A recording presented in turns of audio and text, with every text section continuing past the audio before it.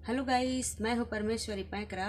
Welcome to my YouTube channel Paikra LLB में आपका स्वागत है। प्लीज़ मेरे वीडियो को देखने के साथ साथ लाइक शेयर एवं सब्सक्राइब जरूर करिएगा। आइए हम चर्चा करते हैं भारत के संविधान के अनुसूची के बारे में। भारत के संविधान में 12 अनुसूची हैं। जब संविधान लागू हुआ था उस समय केवल 8 अनुसूची थी। बाद में 4 अनुसूची और जोड़ा गया है। कुल मिलाकर टोटल 12 अनुसूची हैं।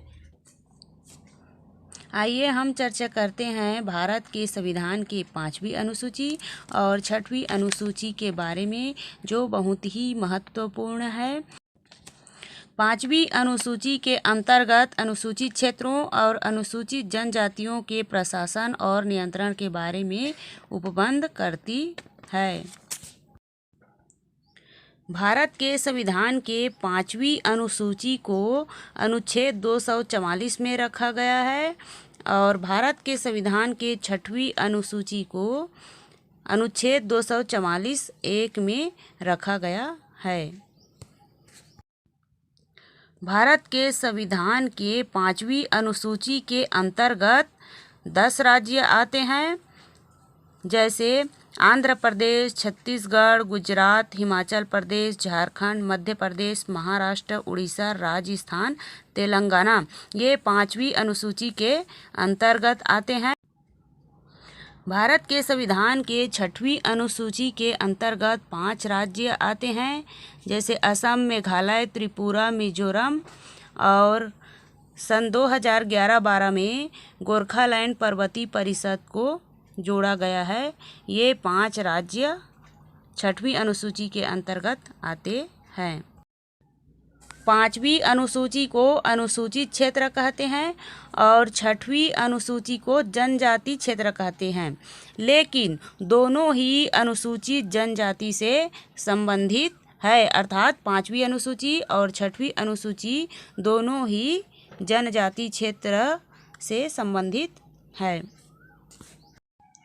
5वीं अनुसूची जनजाति कल्याण एवं विकास के लिए कार्य करती है और 6वीं अनुसूची भी जनजाति कल्याण एवं विकास के लिए कार्य करती है।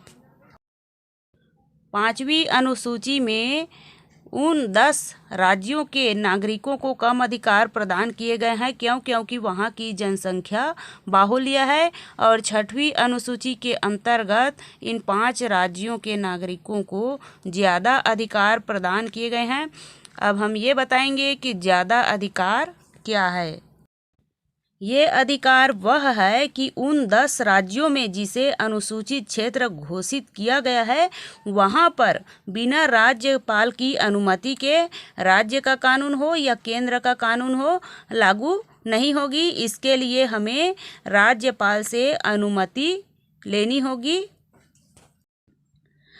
6वीं अनुसूची के अंतर्गत भी बिना राज्यपाल की अनुमति के, चाहे केंद्र का कानून हो या राज्य का कानून हो, लागू नहीं होगी। इसके लिए राज्यपाल से अनुमति लेनी होगी।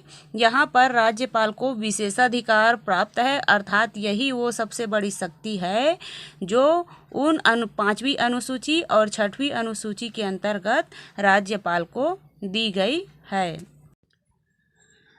अब आगे मैं ये बताती हूँ कि 5वीं अनुसूची कमज़ोर है और 6वीं अनुसूची ज़्यादा पावरफुल है।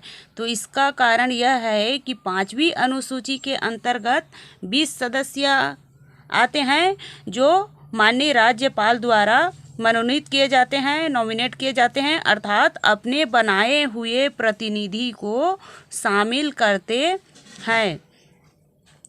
और 6वीं अनुसूची के अंतर्गत 30 सदस्य आते हैं जो जनता के द्वारा वोटिंग के माध्यम से चुनी जाती है। इसलिए 6वीं अनुसूची ज़्यादा पावरफुल है। क्यों ज़्यादा पावरफुल है? क्योंकि वह जनता के द्वारा चुनी जाती है, इसलिए 6वीं अनुसूची ज़्यादा पावरफुल है।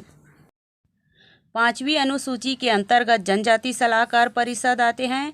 जनजाति सलाहकार परिषद अनुसूचित जनजाति के कल्याण एवं विकास के लिए कानून बनाती है और उसे लागू करवाने का प्रयास करती है। जनजाति सलाहकार परिषद को आईपीसी के कुछ धाराओं के अंतर्गत न्यायिक शक्ति प्राप्त है।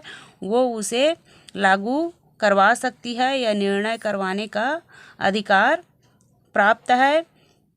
क्योंकि जनजाति सलाहकार परिषद में 20 सदस्य होते हैं जो राज्यपाल द्वारा मनोनीत किए जाते हैं और जनजाति सलाहकार परिषद को न ही केंद्र का कानून के लिए उत्तरदायी माना गया है और न ही राज्य की कानून के लिए उत्तरदायी माना गया है, क्योंकि उसे स्वयं विशेषाधिकार प्राप्त है और कोई भी कानून चाहे केंद्र का हो या राज्य का हो राज्यपाल की अनुमति के बगैर लागू नहीं होगी। इसीलिए राज्यपाल को विशेषाधिकार शक्ति प्राप्त है। इसके अंतर्गत 20 सदस्य होते हैं जो राज्यपाल द्वारा मनोनीत किए जाते हैं। 6वीं अनुसूची के अंतर्गत जनजाति स्वायत्त परिषद आते हैं। इसे जनजाति जिला परिषद के भी नाम से जाना जाता है।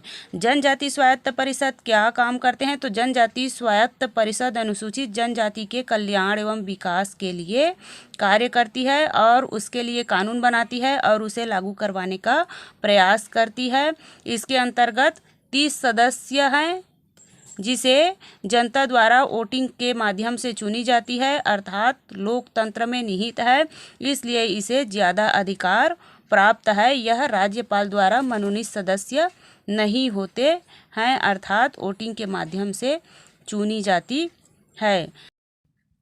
जनजाति स्वायत्त परिषद के ऊपर न ही केंद्र का कानून लागू होती है और न ही राज्य का कानून लागू होती है, क्योंकि इसे स्वयं विशेषाधिकार प्राप्त है, अर्थात ये स्वयं कानून बनाती है और स्वयं लागू करवा सकती है।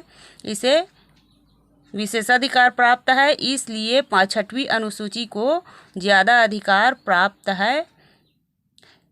इसके अंतर्गत 30 सदस्य होते हैं जो लोकतंत्र अर्थात जनता के द्वारा वोटिंग के माध्यम से चुनी जाती है, इसलिए इसमें ज़्यादा अधिकार प्राप्त है और जनजाति स्वायत्त परिषद को भी न्यायिक शक्ति प्राप्त है। 5वीं अनुसूची के अंतर्गत 10 राज्य आते हैं और 6वीं अनुसूची के अंतर्गत 5 राज्य आते हैं। 5वीं अनुसूची को कम अधिकार प्राप्त है और 6वीं अनुसूची को ज़्यादा अधिकार प्राप्त है, क्योंकि उन 5 राज्यों में जो 30 सदस्य होते हैं वह जनता के द्वारा वोटिंग के माध्यम से चुनी जाती है, इसलिए 6वीं अनुसूची को ज़्यादा अधिकार प्राप्त है। क्योंकि 6वीं अनुसूची में स्वयं के कानून लागू होते हैं। इस प्रकार 5वीं अनुसूची एवं 6वीं अनुसूची बहुत ही महत्वपूर्ण है।